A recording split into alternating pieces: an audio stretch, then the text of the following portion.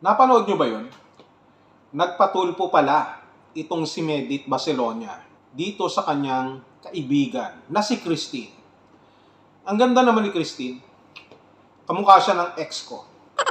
Pero ang totoo niyan, mas interesado ako doon sa rason, doon sa dahilan kung bakit talaga nagpatulpo itong si Medit Barcelona. Kita mo naman, ang ganda-ganda din ni Medit nung nagpunta siya doon. Ang ganda ng kanyang hair. At ito lang ang aking iniisip o pumapasok sa aking isipan.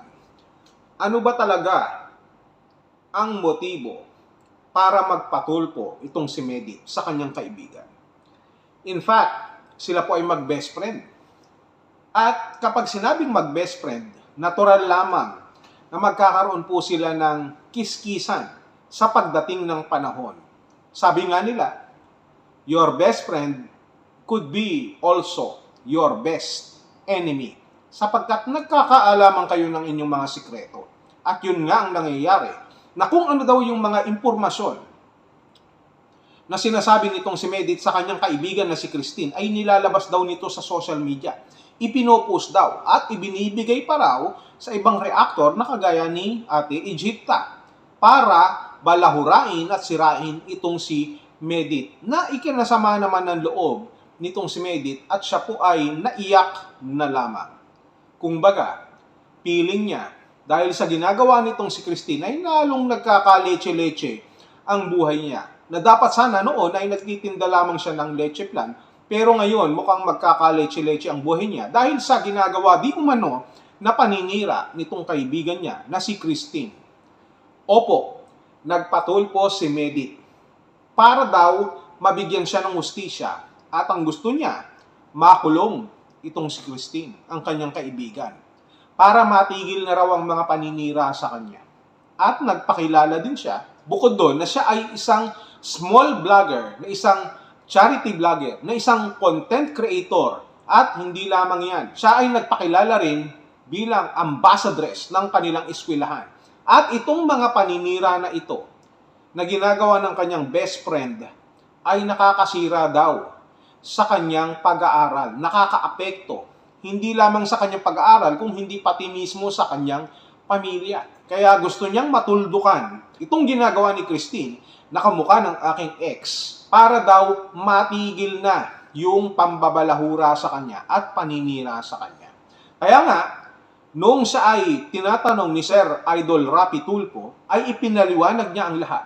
At dito nga, nang nakapagsalita din ang kanyang kaibigan, nalaman ni Sir Tulfo na meron din namang punto itong si Christine. Kagaya ng pagsasabi ni Medit di umano na siya ay nagpapalaglag, na tinutulungan, na hindi naman tinutulungan, at marami pang iba.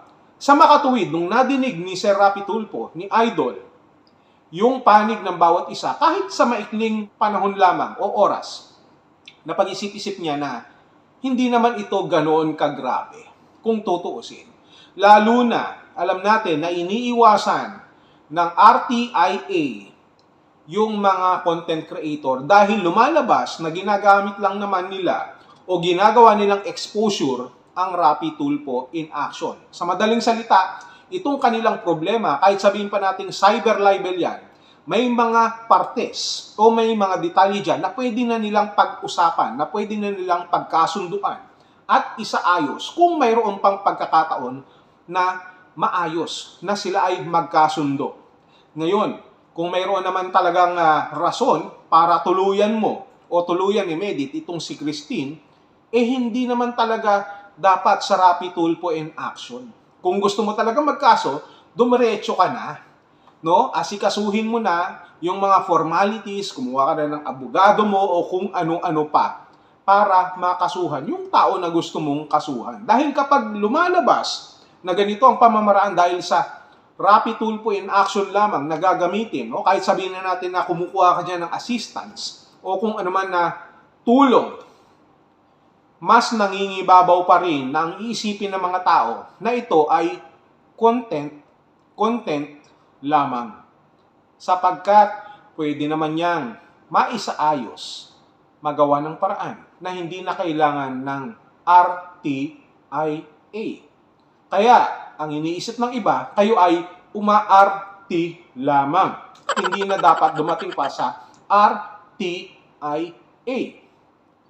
Hindi ba? Kaya nga parang nawawalan ng gana. Parang lang na nawawalan ng gana itong si Idol Senator Rapi Tulfo na magpatuloy pa ang inyong pag-uusap. Parang, sige, for the sake of, siyempre, nandiyan na kayo kahit papaano, pumila din kayo. No? Naglaan din kayo ng oras, lalo na si Medit, nagpunta pa, nagpaganda pa. No? Ang ganda ng kanyang hair, tapos hindi sila i-entertain ni Sir Idol Rapi Tulfo. Siyempre, hindi naman. Ganun ka-respeto itong si Sir Idol Rapi Tulfo na pinapahalagahan niya yung oras ng bawat isa.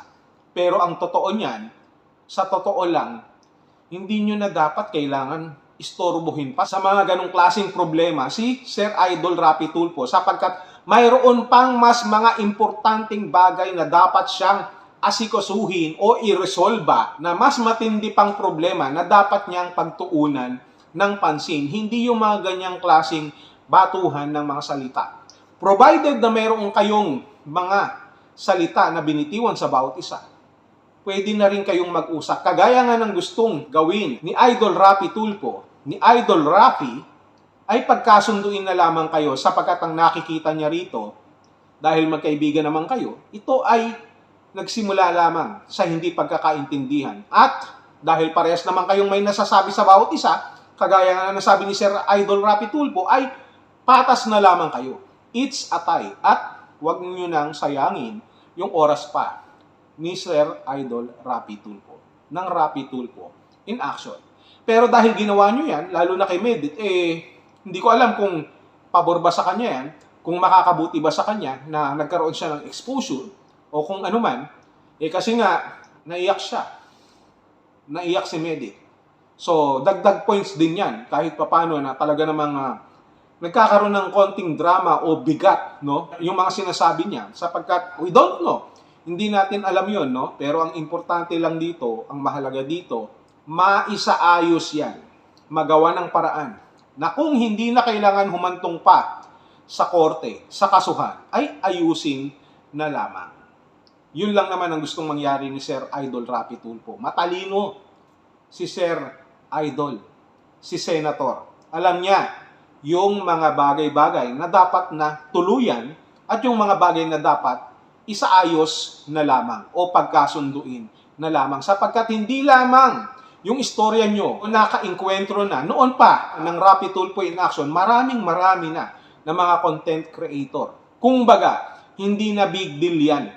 Kung baga, pwede nang maayos yan sa maayos na usapan, sa pribadong usapan. Yun ang nararapat. Hindi ba? Kaya dito kay Medit, uwi ka na. Hindi na ako galit. Ganun din naman kay Christine. Mag-ayos na lang kayo. Parehas lang din naman siguro kayo. Dito kay Medit, meron ka namang mga reactors. Kaya nga parang gusto na lang matulog tuloy ni Sir Idol Rapi Tulfo nung kausap kayo. Buti na lang, kahit papano, naiyak-iyak ka. Kaya medyo nagising ng konti si Sir Idol Rapi Tulfo. So yun lang ang aking masasabi dito. Yun lamang. Karapat-dapat ba talaga na magpatulpo itong si Medit sa kanyang kaibigan na si Christine o hindi na kailangan? At karapat-dapat din ba na pagtuunan pa sila ng panahon, pag-aksayahan ng panahon ni Sir Idol Rapi Tulfo, ng Rapi Tulfo in action, itong sila Medit, na po pwede naman daw na maisaayos at magkasundo na lamang. Instead na magkakasuhan pa, na pare-parehas lang silang maaabala. I don't think na mas importante na makasuhan kayo, na magkasuhan kayo, na maabala kayo, kapalit ng exposure nyo sa Rapi Tulfo in action. Walang ganon. Ang babaw naman kung mangyayari yan. Kaya nga, hanggat maaari, ayusin nyo na lang para hindi na naiistorbo itong si Senator Idol Rapi. Dahil mas marami pa siyang importante na dapat gawin sa Senado at marami din naman siyang importante na dapat pangharapin diyan sa Rapi Tulfo in action para matulungan at maalalayan. Yun lang.